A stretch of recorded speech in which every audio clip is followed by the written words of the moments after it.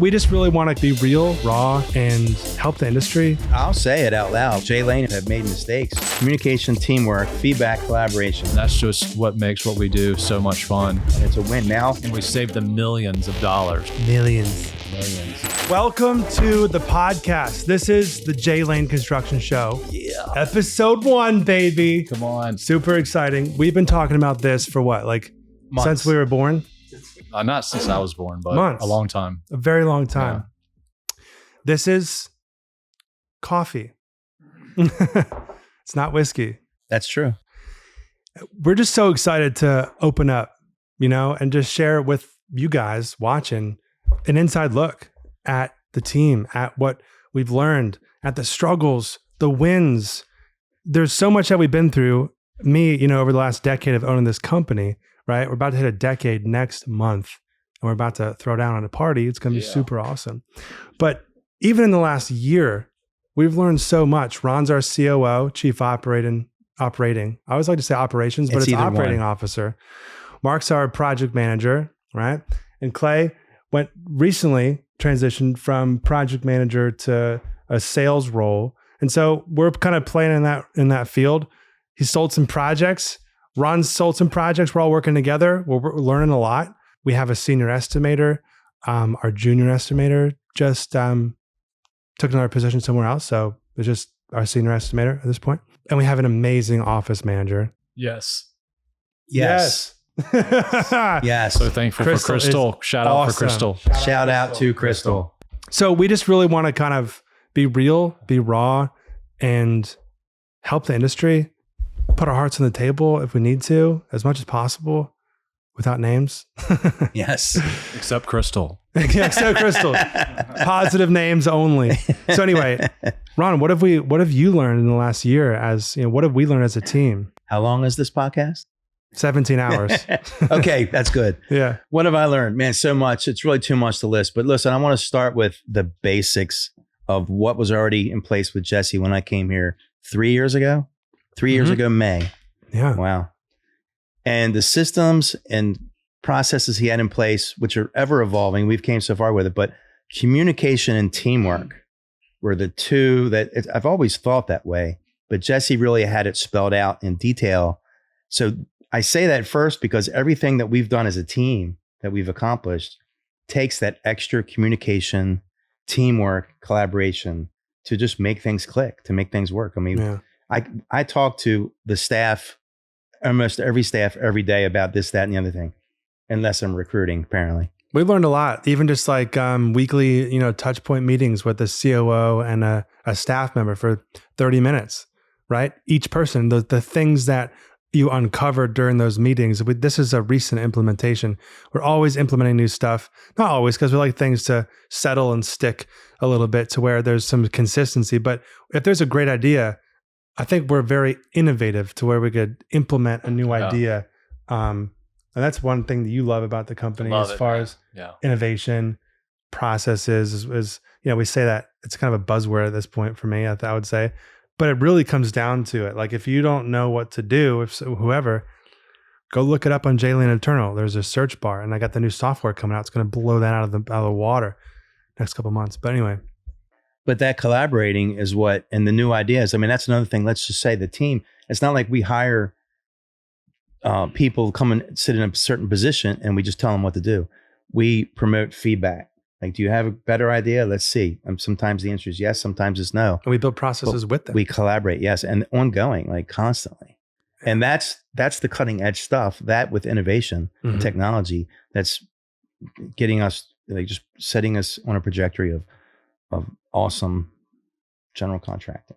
Trajectory is a fantastic That's one of the funnest things about what we do is the innovation I love about Jesse and our team and all of us that work here is the innovation and just making things better. Like how can, we do this well, but let's make it better. What kind of process can we put in to make it better, and really the focus is our client experience, making that client experience top notch and making them happy and stoked and ready to do another project. So thank you for stoked. that. Yeah, man. Thank you for understanding the vision and to add, since we're kind of at the beginning of this podcast, let's talk a little bit about. I mean, Jesse, like he just mentioned, we're going to be 10 years old in March. Yeah, I've been with Jesse for 3 years, but even just 3 years ago, the company was half the size. It's true. So with all this new growth comes like, hey, there was meeting structures that worked. Now they don't work. Yeah, we used to do our weekly Monday meeting. I did this for years this way. Let's just talk about our projects, right? And we would talk about after our projects, all the supers would leave, and then we would talk about our estimates and our sales or pre-construction stuff, that kind of category. But now we're really transitioning into, we're like a huge company, but a little bit more. We want to get, I always like to say, let's build $50 to $100 million systems if we're a $10 million company. Let's build $1 million systems when you're doing $500,000, and kind of always be thinking ahead.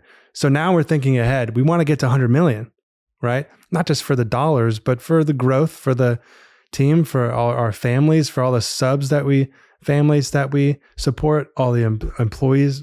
I want you guys, my whole goal with this company, the company wants all of us to be massively profitable. And that's my whole thing is if we can sell, if we can operate, right? So Ron's handling that, and Clay's helping with sales and Mark's doing the PM stuff, which is vital. We have a fantastic superintendent, Josh, who's shout out for Josh, man. Shout out Josh, man. Josh.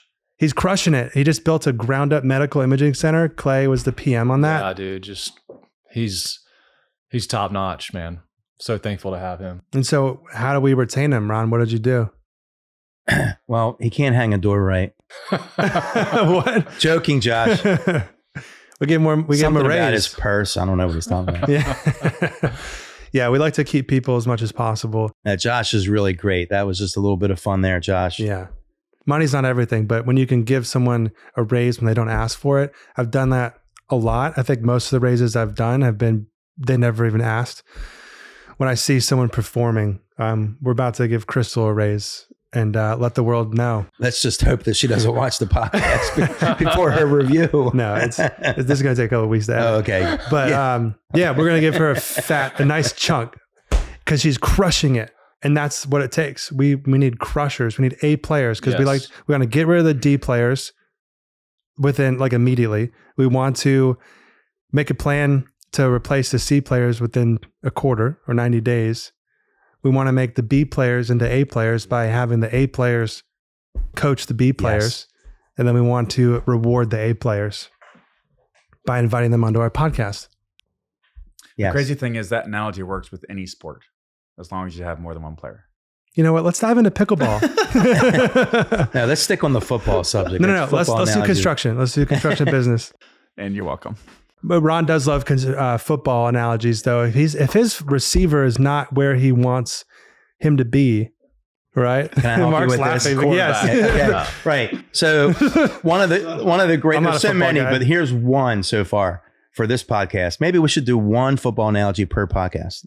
I mean, I'm not going to agree to that, but the opening screen would be a guy with a football and a hard hat on. Maybe I don't know. There you go.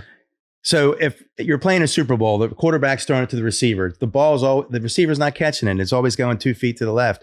The receiver's like, he's not throwing it to me right. But meanwhile, the quarterback's like, he's running too far the other way. But until those two talk to each other, communicate like, hey man, you're throwing it too far. No, actually, I've noticed that you're running the opposite way. It takes that communication for them to realize how they can work better together. A lot of teams fall apart because, dude, you keep running or not far enough or way far to the left or whatever. Just talk about it. Mm-hmm. It's that simple, but have a process for that too. A weekly huddle, whatever it takes. And so, Mark, how are you running your jobs, man? What's going on? What jobs are we even working on? Clay, we told him about the medical imaging center, but what are you doing these days, man? Man, I'm doing all the other jobs. and we just lost a super. Yeah. He just quit, and you're a superintendent. Kind of get drugged. There's this order of operations, not to cut you off, but everyone, if we lose kind of something, everyone has to kind of shift. And so I'm a little bit more focused on the business right in this current second. Anyway, so but you're jumping into the field to cover the superintendent. We do that. I want to interject quickly, and then we'll let you go. Eventually. We'll see. We're just going to keep talking. That's how good our teamwork and communication is. We all shift to kind of, nobody's on an island. Everybody, we give support to everybody. I went to Antigua last month. Nice. What's that got to do with anything? It was an island. I was on an island. Oh, okay. The island. Oh, So Jesse's on an island. Yeah, Jesse's We're all on- working on I was it. fine. I was on an island. My wife says I work too much on vacation, but go ahead. You do. You do. Yeah. So I guess kind of piggybacking off of that, I'm the PM for all these jobs, and I have, obviously supers and one underneath me right now, but obviously there's a team of people who are assisting, right? And so there's no way I could run these jobs all by myself. But I will say on that communication, as far as learning or just kind of keeping it in mind, is creating that feedback loop. And I think that this is what creates innovation. This is what creates good communication. And it's not just taking information from somebody like a superintendent or a subcontractor or a client, right? But it's taking that information and kind of applying it to the greater picture, going, is this running smoothly? Is it not running smoothly? How can I make it run better? Right. And so with every job, with every different personality that comes on board, that's going to look differently. Right. And so with the last superintendent, there are lessons learned and that were hard, but What did you learn from that? Like, what would you do different? It's to catch things early. Right. And so it's, there were plenty of things that I saw and I tried to call out and I tried to help. Right. But it wasn't enough. Right. And so it's to really take information and try your best to process it and then create a fruitful result from it. Mm-hmm. Right. And again, I call it a feedback loop. It's not just receiving it, but it's how you take it in and then respond back to somebody. Trust, but yet confirm. Yeah. And so that's how I've been running these jobs, whether it's with clients or supers or engineers and architects, or the city. I mean, there's so many different parts with every job that as a PM, you have to take in a lot of information and process it, and then disseminate relay it to all the others, and then take their feedback. So it's this constant communication loop, right? And that's really the job of a PM. It's managing information. Right. And on occasion we get to, put our hands on something, but in the end, it's just managing all the parts and pieces. And so, I think as I continue to grow and as this team continues to grow, especially when we have larger capacity, are those communication loops are going to be some of our biggest successes or upsets, I think. But also accountability. If you give a task to someone, how are you managing that? I mean, beyond snoozing an email or using the task management system, the biggest thing to me is snoozing an email. And I said it so many times, guys. Like, we could have a whole podcast on snoozing emails and why it's important. Yeah. LLC. Yeah. So my primary way of communicating is emails. Right. And so there's as long as it makes it into one of my emails, I will. You're a big label guy. Will never go missed. Gmail labels, like folders. Oh, you do the labels? I do the labels. Yeah. I'm a label guy. I'm not a snoozer. I'm a snoozer. I moved from labels to snoozing. I'm a huge snoozer. It's really been freed up my life, man. But yeah, so I have to go job by job. Right? Yeah, for right. And I've found that different personalities think and process information differently with emails and text and whatnot. And Clay tried labels. I've tried labels. I tried it. I tried labels so much, man. But I wouldn't go check them. And I do have labels, but I don't check them every day. Yeah, so there are filters labels, into labels. Check them. Yeah. Well, I can tell you how many emails are in each one of my labels right now. Right. Per job. Because you look, this is a perfect macro analogy for a system is only as good as how you use it. Correct. Yeah. Yeah. And so I'm a labels guy. And so I will hit my every folder at least once a week. And I tag myself in every email. And so if I'm the last person where it's unread and it says me on the Gmail, then I know that hasn't been addressed since the last time I sent an email, and I'll address it right. So obviously we're talking about us doing emails differently, and that's fine. Well, it's communication. So that's the loop that works for me. Right. Right. Did that work, or does that work for every superintendent? No. Right. And so that's where I have to be more dynamic. So I use that so I don't miss information. Right. Again, creating that feedback loop. And then I have to discern, how does my superintendent, because I can't expect my superintendent to be checking his emails every 4 minutes, 5 minutes. But as far as processes go, we like things as much as possible to happen the same exact way. The receipt form, just one example, it all happens the same way. It's not, just email us the receipt and try to put the subject line the same way, everyone. Just telling them, it never happens. They don't put the money goes last, the money goes first. And so that's why I built forms for everything. Right. So listen, systems and processes and forms, all that is awesome. And it really, truly, I want to emphasize, it's truly awesome. You have to have the right people in that seat to use those processes. All those, you can have 1,000 processes. If the person is not the right person, the processes don't matter. So business is two things, people and systems, but you have to have the right person in the right seat. So how do you find the right people for the right seat, Ron? You've learned in the last year so much about recruiting. Take it away. So, all right, recruiting. Recruiting it's a challenge, and I have gotten better. There's been new, I'm going to call them tools in my toolbox for recruiting that I've been able to collect over the past year. It's definitely helped me. It's made us find the first time we've used this so far is with Crystal. And it was a home run. Home run. Crystal. So to walk us through the process, you put an ad on Indeed, then what? Yeah, there's an ad, right? Basically there's, and then you filter through the ads. You might have 50. I literally had 50 recently. You choose which one. One guy was a truck driver. One guy worked at Walmart, right? These are the people that apply. Obviously you're dismissing all them. So then you get a pile that's left. You send those an invitation to do a video call on the first meeting. There's 3 meetings minimum, right? As I'm doing this, I'm seeing if they actually can accept the invite, if they're reading their emails. When they get on the call, are they on time? Are they early? Are they even on the call? Do are they yeah. tech struggling? There's crickets. Sometimes, man, it's crickets. And then, so I'm keeping score already, right? Then we talk about culture first. We don't tell them our culture. It's usually a 20-minute call, the first one for alignment. Like, we don't say, "Are you honest?"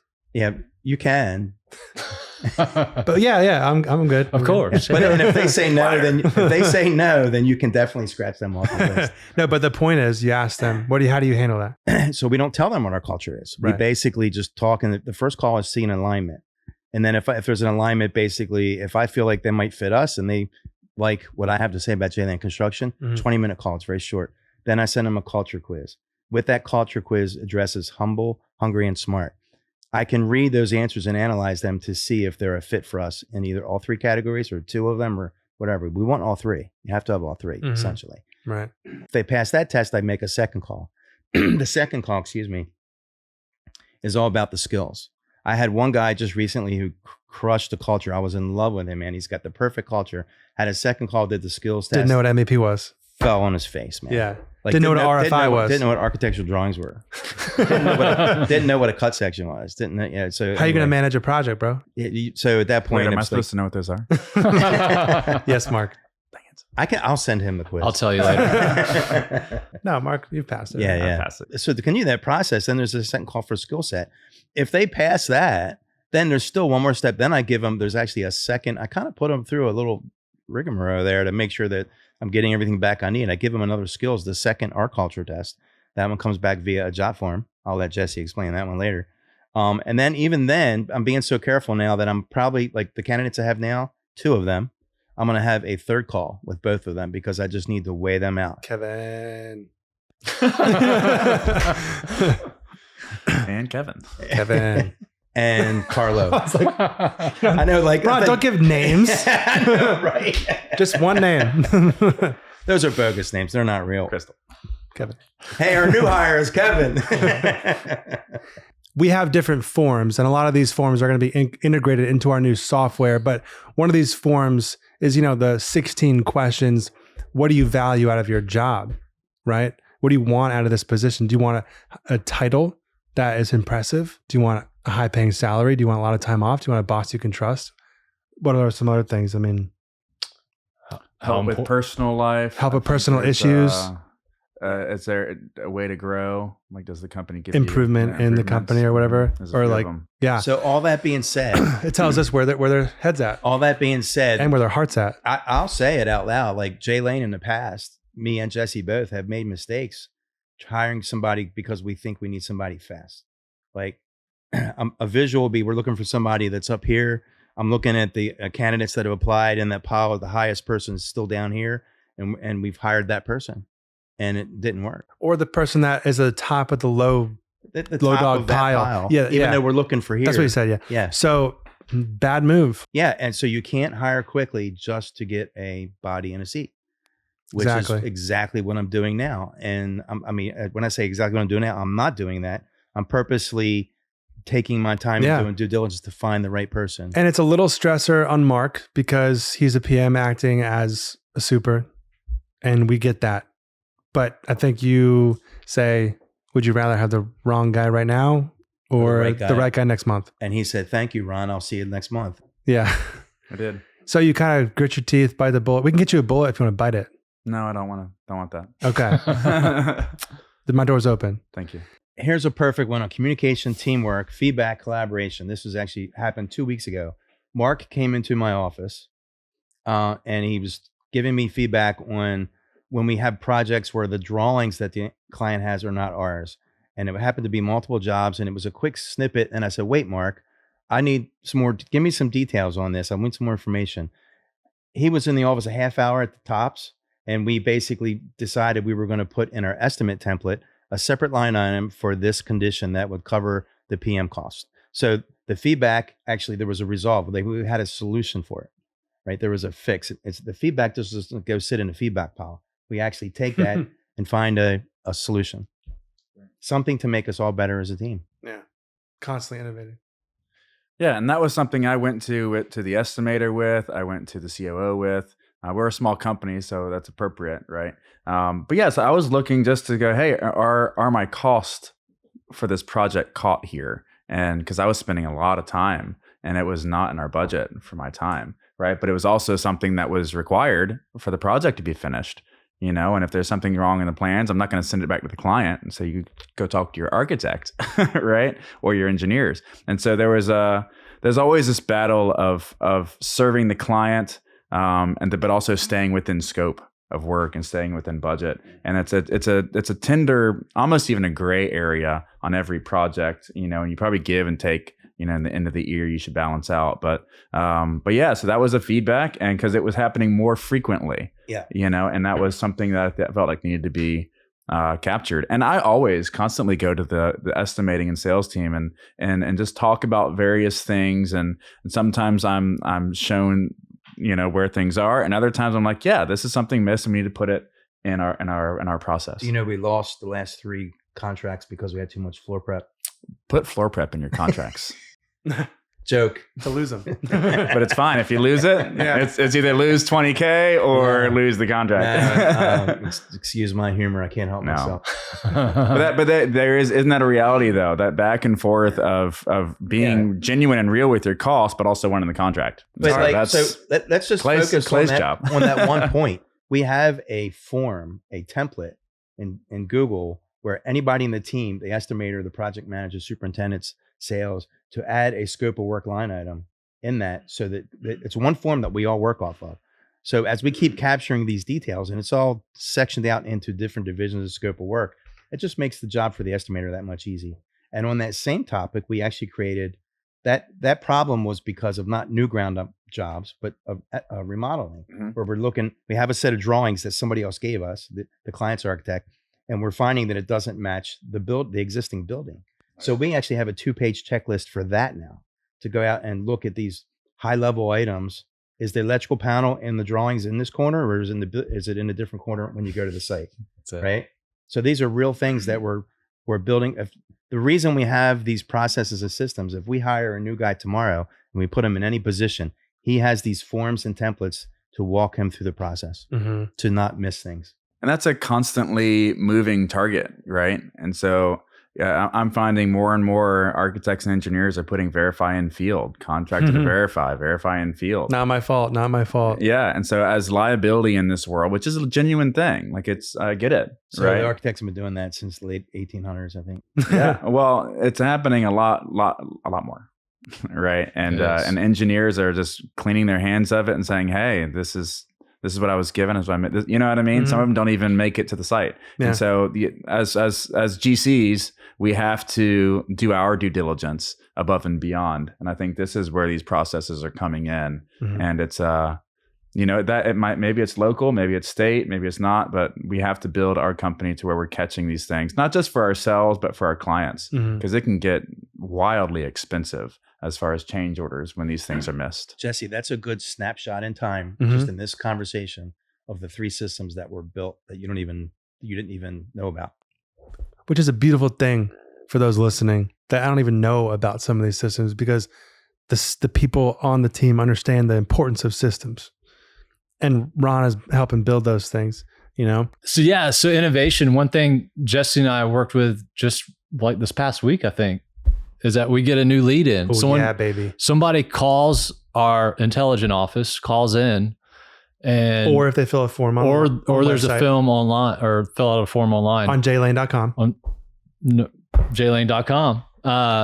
So they just completely fill out the form. It automatically will send them an email explaining who I am, and goes directly to my calendar. They can set up a meeting with me like instantly. The form redirects to the Calendly. Yeah. Right? And so it's just, I mean, it makes things so much faster on my end. I used to get the call. It was in this spreadsheet that I would have to go look for. And then I'd go like input all the information into our CRM, and then take from the CRM and copy it into our email. And I'd have a template email that would send them, so it was maybe 5-10 minute process. How long did we spend? We spent an hour on it. Now it's instantaneous. We spent an hour and a half. Mr. Client shows up on my calendar for tomorrow at 10 p.m. And he never has to do that entire process ever again. And before I talk to him, I already have the information of what his project's about, the size, his budget. So I go in.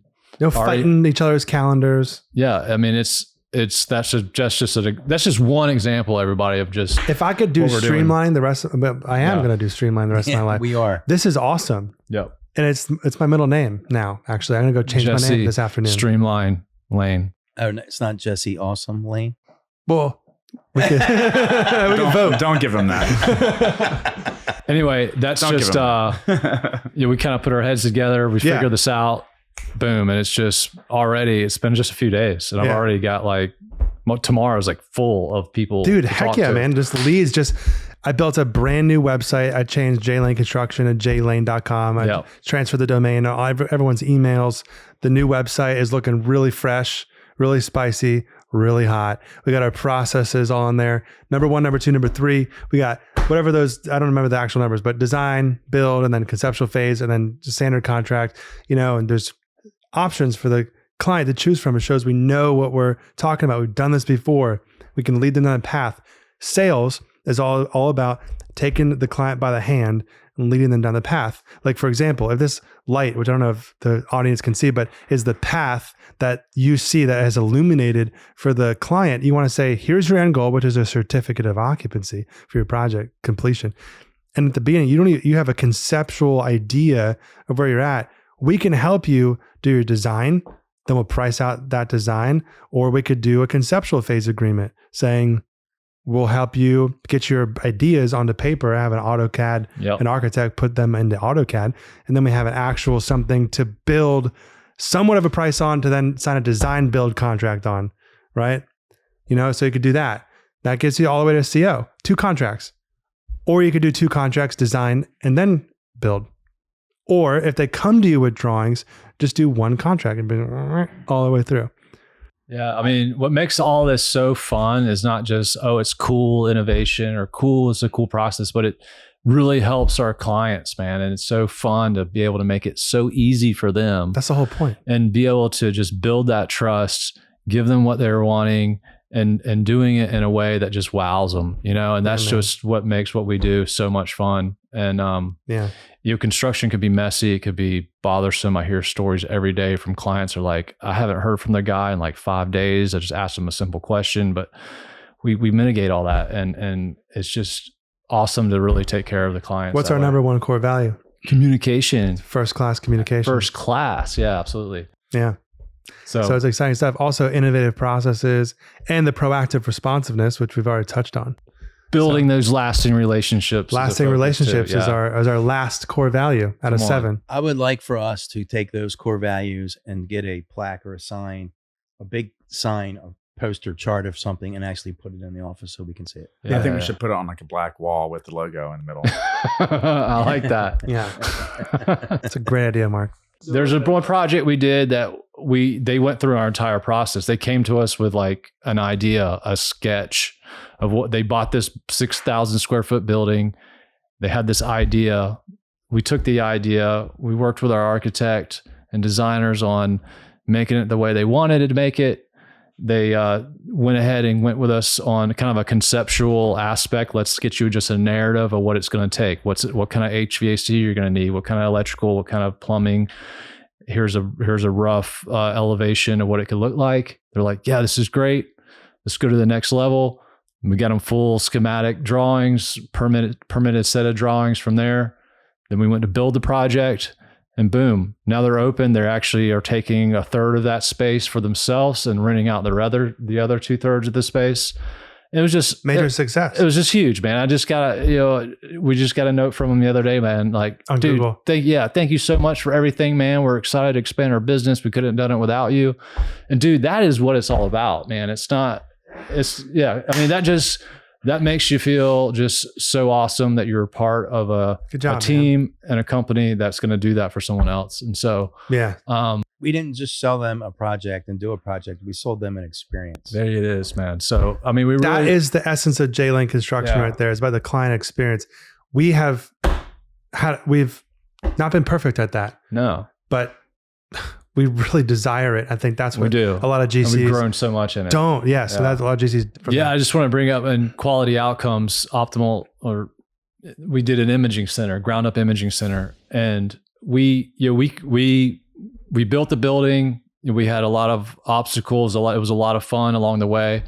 And then there's obviously the whole element of the imaging equipment and all their people coming in to install equipment and do everything else. And we could, as a GC, we could have just literally just walked away and been like, hey, it's all up to you guys. You guys figure it out. But no, we stuck with it.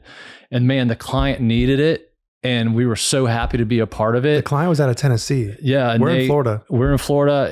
And so we were happy to, like, our superintendent, Josh, and myself just coming together. Hey, we want to wow these people. We want to go above and beyond. We want this to be a win for them, no matter what the situation is. So, man, coming together, working with them, going above and beyond what we were kind of quote contracted to do. Man, it was so worth it in the long run. Yeah. So we've told Clay that he's done a great job on that. Yeah. But I'm going to say it again on this podcast. Like, that wouldn't have happened without you. Yeah. And that's why I do what I do. And that's why we all do what we do. We don't want to we're not looking at some contract like, well, that's not part of my scope. There's a certain element to that. At the end of the day, we want the client to have a win, and whatever it takes for that to happen, we're fair in the process.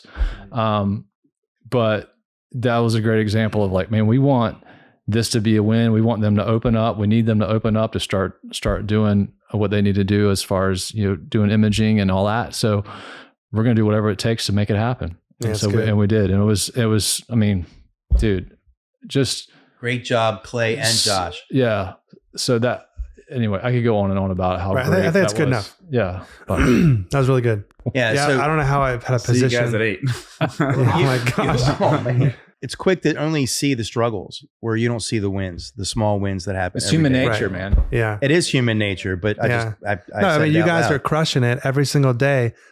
If I'm on an island in Antigua, which is not Antigua, but it's spelled the same. Spelled the same, everybody. A little trivia. Guatemala, Antigua, in the West Indies. What island was he on? And I was in Antigua. Or Antigua? No, I was in Antigua. I just said it. But you guys are able to hold down the fort.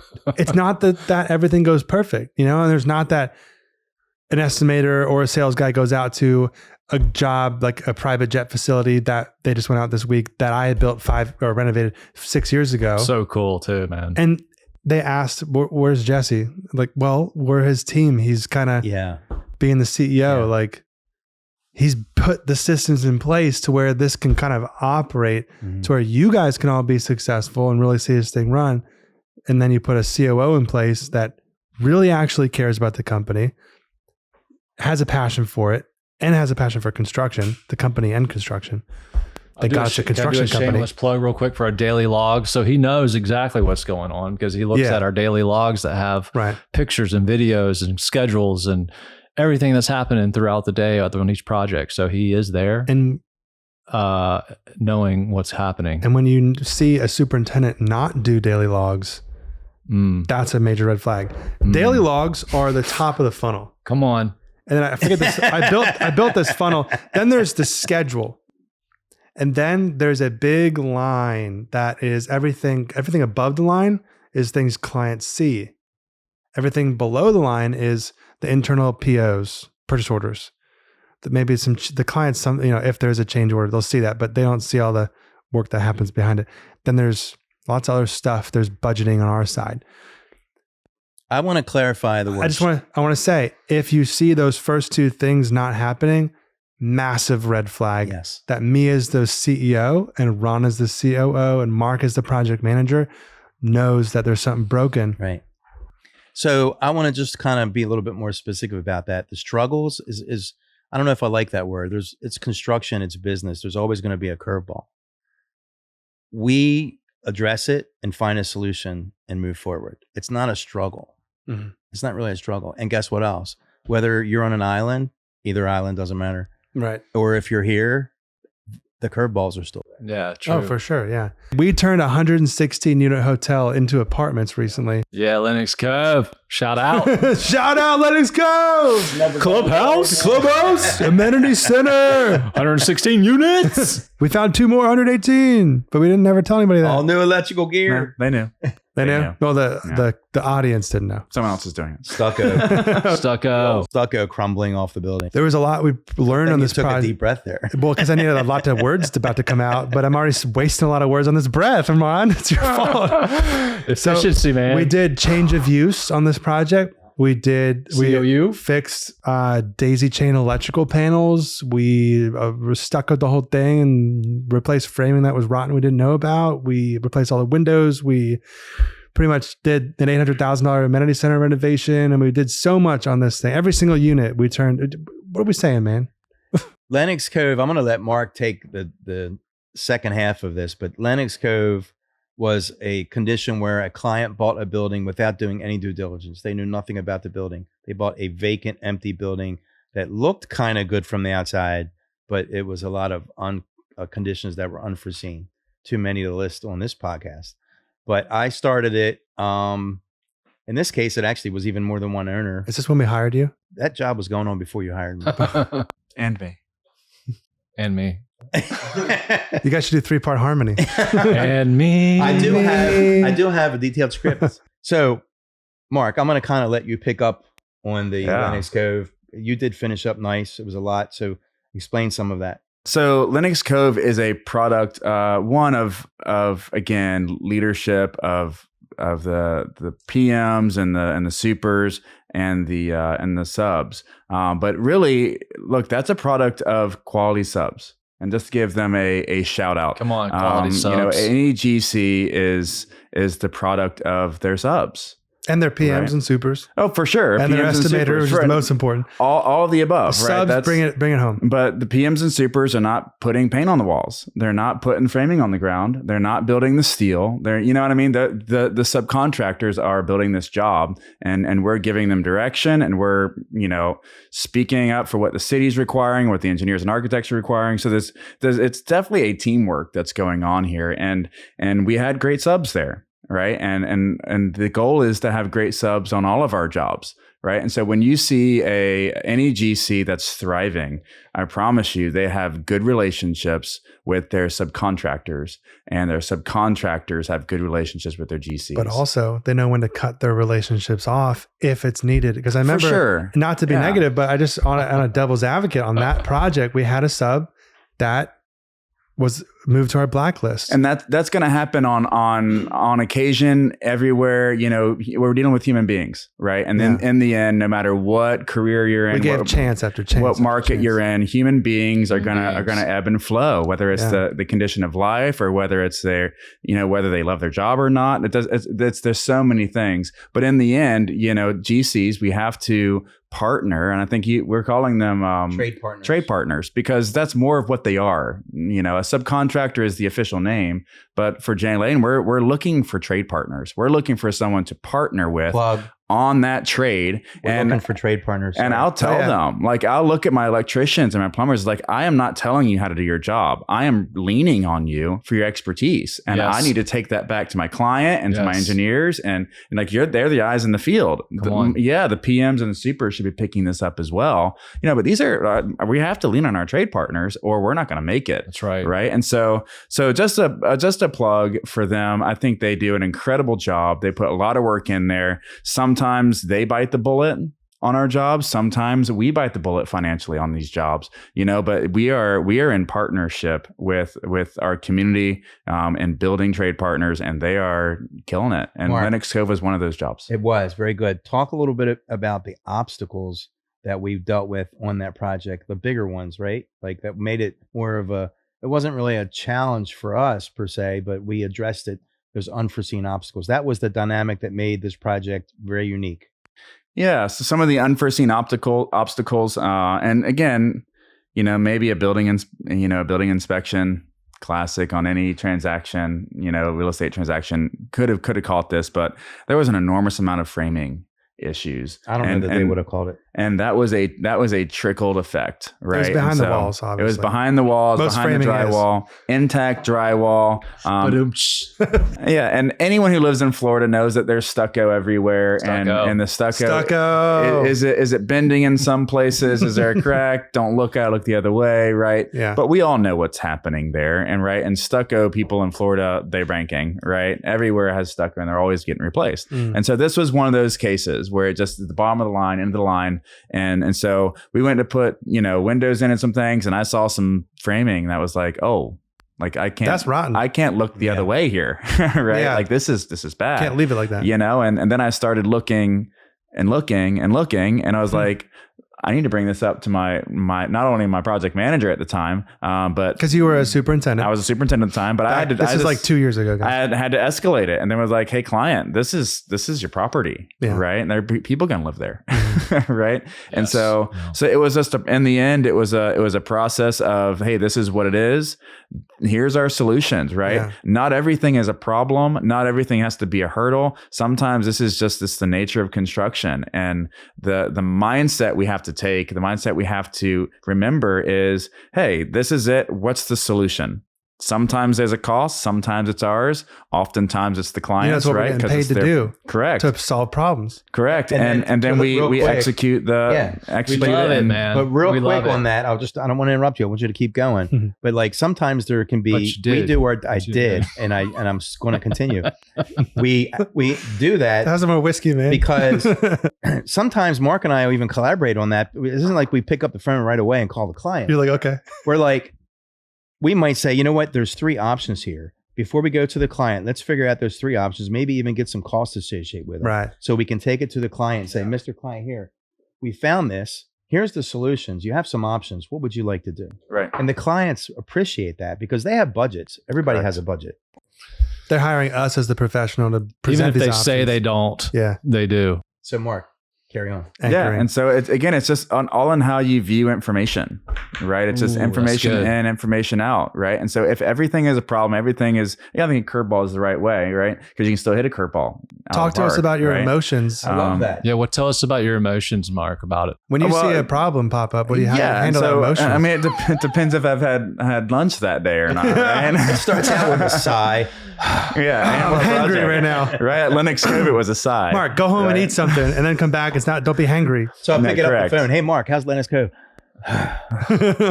No, but on the real, like there are times where I have to remind myself, it's like, hey, no, wrong perspective, wrong attitude.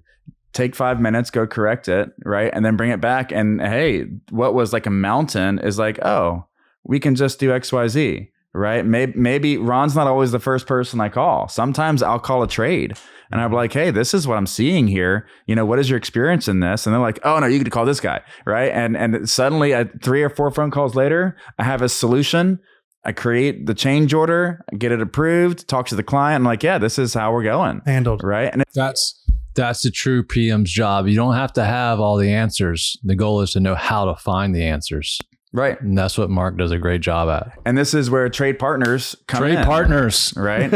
Like Trade again, partner. subcontractors Are are amazing. some of the lifeblood of any project. And look, we've seen some who have struggled, and we've seen some who haven't. You Yeah. know, and sometimes we can help some, and other times it's like, hey, you're just not a good fit for our We company. do like to help them though. If we can help their Sure. business be successful, Yeah. not like totally on Yeah. our back if it hurts us, but yeah. like we're willing to give resources, whether that's time, Right. energy, whatever else, processes, systems, a template, And, guidance, coaching. and I love the part about the example Mark's giving, because that really shows the behind the scenes, Yeah. the stuff Mark and I are doing that the client never even sees. Which is what this podcast is all Yes. about. So Which like is our and subscribe. goal. Which is, as a sales guy, that's our goal. Is we want to take all the weight off of the owner as much as possible. There's so many owners like, oh, I can do this myself. I can hire the roofer. I can hire that. Fine, go ahead. We've had a you'll lot be of coming back to us 3 months later. Well, we've had a because couple of clients like that. yeah, and so I mean, there's a lot of construction's tough, man. It can be crazy. Tough and so I thought football was hard, but sorry to interrupt. No, it's okay. Interject. It's good stuff. Go ahead. It is good stuff. That's why we're saying it, because I'm just gonna stop because it's right good now. stuff. No, yeah. So look, construction, there's so many elements, there's so many people, personalities involved in making a great project, Yeah. right? And I like to pick on architects and engineers all Come the on. time. Yeah. Right. But in the end, I used we to do that back in the late 1800s. right. Yeah. Hopefully He's a they're not dinosaur. watching. You know, Is this but, a negative but pick? look, no. Look, architects and engineers, they bear the first liability. Oh yeah, you know, yeah. on a project. Totally. You know, and so I get that sometimes I don't always agree with them, or I don't like their changes. Unless it's verified in the field. You know, but- if you see VIF on your plans, watch out. Verified in the field. Right. But it's there for a reason, you know, and yeah. And so I think as this business moves forward, right, I think the GC architect engineer relationship, especially at J.Lane, has to be tight. Like it has to improve, and it can't be this kind of back and forth fighting one another thing. It's not. Sorry to interrupt again, but it evolves, if you will. Right. And sometimes it's not by our choice. Like if we do a project in-house where it's our architectural team and engineer team, that's one thing. These dynamics are usually coming up because it's an outside vendor that the drawings were brought to us, and it's an architect. One client hired an architect and engineer out of Michigan, and they're doing HVAC for Michigan, but it's Florida, bro. Yeah. Well, don't bring up. I had plans from an Alaskan engineer Really? to doing the foundation. He's like, oh, And he's we're like, 1,700 adoptable? feet deep. Yeah, we're like, we're in Florida. We don't do all that stuff. Yeah. So, yeah. I mean, I the was out there soil. with you that day when I saw this crushed stone. Like crushed stone, we don't need that here. yeah. Yeah. I mean, So bury like, stuff 4 feet in the ground. so like, in the end, so it's again, GCs are going to have to address this. The out of state architects and engineers are not going anywhere. Right. And so at some point, GCs are going to have to go, hey, how do I address architects and engineers? Well, right? what are we doing to solve that problem? What have we been doing? So we touched on that. It sounds a little redundant, but we made that checklist because this really applies to existing buildings that we're renovating or remodeling, right? Right. There's an existing set of plans that came from the client's architect. Yeah. We go to the site. Could we be have a ground up, but check. It could be, but most it's client more hired an likely architect. hire an architect to do a drawing from this existing structure. Right.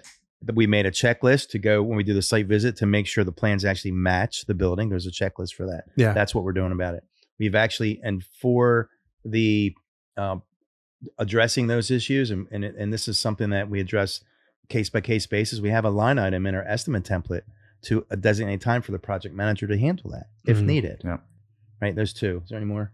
No, I mean, again, it's case by case. And so I think my point in the end is, you know, is it a curveball or is it a mountain that I have to climb over? Right. Right. And it's all about perspective. It's all Yes. about how we're taking information. And you have to remember there's a human being on the other side of the phone, Mm-hmm. you know, and we have to be able to communicate with them without slander or argumentation. Right. And until AI starts estimating for us and Then it's worse. That's project a whole- managing. that's a whole. I want to put a You set wanna- of drawings You want to go there into You wanna go there? AI. We can go there. and I want to have I it don't. bid Don't do the it. drawings, Don't do it. write the scope of work for me, call all the subs. Yeah. In the end, most of the time when I have an issue, it's the architect or engineer who's never been on site. Look, you know, AI is not real, hence the name artificial. Correct. Well, Clay, hey, Clay, do I need preach. another? Clay, preach. Go ahead. Yeah, do it. Well, Take it. Clay. Just preach. Start preaching. He's had He a doesn't know where to start. no. He's had a couple sips of whiskey. on for the public to hear. But I mean, AI is coming. No, AI is coming, and I have 5 or 10 years, whatever. I mean, I'm thinking architects and engineers are maybe eliminated. I feel like there's where things are moving is, municipalities are not going to even look at plans unless they're generated by some kind of AI system, because they're going to be, for lack of a better word, perfect. We don't even have someone taking our notes in our meetings anymore because of Fathom. Yes. Yeah. Even in a conference room meeting, we throw it on the TV. We join it from the conference room account, like support at JLane.com. Then AI literally bullet points our meeting notes, emails it to the team. Done. And then gives you a summary of what was said. That's what a bullet point. So you think about this. You have an AI generated program. You input certain parameters, square footage, type of building, whatever it is. Yeah. It spits out a perfect, I say the word perfect loosely, set of plans. Okay, but what about that follows every single code of that municipality? Drawing the drawings. Drawings right. follows every code of that municipality. It's got a finished schedule that's perfect. It's got a perfect count. It's got perfect measurements. It's got once we unlock that, involved. I'm not buying it. Oh, I'm going to buy it. I'm going to buy it. We're going to buy it. I'm with you more. Yeah. I'll tell you that AI is not going to open the electrical panel and see what the circuits look like. No, I mean, I'm not talking for existing. There's a checks and balances, a human level, if 80-20. Yeah, and there's got to be a human being that inputs particular parameters. I'm gonna run this business by myself, and we're gonna hope that's not the office person that works for the architectural firm. Yeah, exactly. We've had that before. No, a qualified professional, one estimator with the help of AI could do 80-20. 80 AI, the Pareto principle. Yeah, 20% estimator. That's what I want. I'm seeing that, and then you just, it's like me, like I hire an editor and I hire all these vendors and people to build my website. They all come to me and bring me for my review. They're people, but please don't send us hate emails about this. We're just sharing our thoughts. We're going to hate Clay at JLane.com. No, but direct hate mail that way. Always a human my mind review. So, but you know what? The takeaway for that really is, Clay, to help you with that is the technology and the AI is coming into the markets. 100%. It's going to evolve however it evolves. The key thing is we are way ahead of the curve to the average general contractor. We're embracing it. We're using it where we can use it. Well, Clay and I are. Well, I've already heard of a firm that we've done business with that they've eliminated their architectural department. What? Because of this. No, I've actually. It's actually happening. I've actually talked to an architect, to your point. Yeah. That said he's about to retire, but he said, I'm retiring next year because AI is going to take my job away. I'm losing sleep over this is just an architect. I'm losing sleep over the whole fact that AI is taking the architect work. Architect side of things. It is. Whether that's true or not, as a general contractor, I think we're in a great spot to be able to not take advantage of it, but to capitalize, embrace it, good word, embrace that, to be able to capture all this is going to be done in-house, and we can produce an even better product for the client. I want what he's drinking. Hold on. How much human error did we deal with on from Jesse? You've even said in the past, and quote me on this. Don't quote me on this. Or I'm going to quote myself. All right, quote yourself. Quoting you. I don't even know why we're even driving cars anymore. Dude, I hate driving cars. I don't drive a car. How can a human be entrusted with? I drive a Tesla. Yeah. How can you give a human the responsibility to drive 70 miles an hour down the road, and you just crash? People die every day. Yeah, they do die. No, but I don't. Yeah, I mean, Elon's already doing it. AI is going to Mars. I don't know. I'm just saying stuff. So we do a lot of estimates where clients come to us with drawings maybe they've already produced, and we have to go and then value engineer, which means find ways to alter the scope that still is a same amount of quality product, but for a lesser price, or a different product that they're not necessarily Aren't we doing replacing gold for plastic, but yeah. And what I try to talk to clients early on about is, yes, you can go get you an architect, an engineer, and design this great building, which is awesome. I'm not against that at all. But a lot of times, I won't say every time, they're not necessarily taking into consideration what the cost of all this is going to be. So what's one good thing that we provide is we do design build, and you give us a budget. So your budget's, I don't know, $1 million for your project. We take that budget and we design to that budget. We don't try to like, I'm going to try to fit this budget into this amazing design that's really like a $1.5 million design, but we try to give you everything you need within that budget. So that's value engineering from the very beginning before we even start. That's from the beginning, which is easier that way. It's less costly. Less costly. It helps us out as a contractor who's doing the building. It helps you out as a client who has a budget that we're very much concerned and want to stick to. And it helps everyone out at the end. It makes things go faster too. And value engineering just creates a win-win in most cases. Yeah. When it's possible. Sometimes it's not possible. What are some specific examples Of when it's not possible? of value engineering? Oh, I can pick one for Lenox Cove. Right, the stucco wall. Right, that's okay to mention job names. Yeah, well, yeah, because we did it right. We value engineered it, and it was done right, and it's a great product, right? And we'll stand by it in that case, And so the stucco was there, and we talked to engineers, architects, structural engineers. We talked to the city inspectors, different trade that were professionals in framing and of stucco, and we had to create a drawing of some sort that the city would accept, right? That didn't force us to replace all of the stucco on Lenox Cove, right? Because that's what an architect was requiring, right? And so value engineering comes in, and we created something, and it spent a lot of time, and we submit it to the city, and they're like, yeah, we're going to approve this.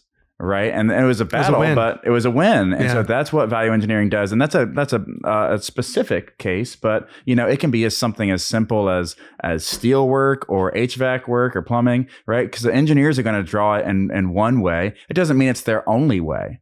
Right. And the biggest one I say is the cylindrical ductwork. I mean, you could do ductboard and flex. Yes. Right. Ductboard for your main trunks and flex lines off of that to go to your grills and stuff. Yeah. Another really good example is a steel company up north that we're contracted with, and we did the design work for him.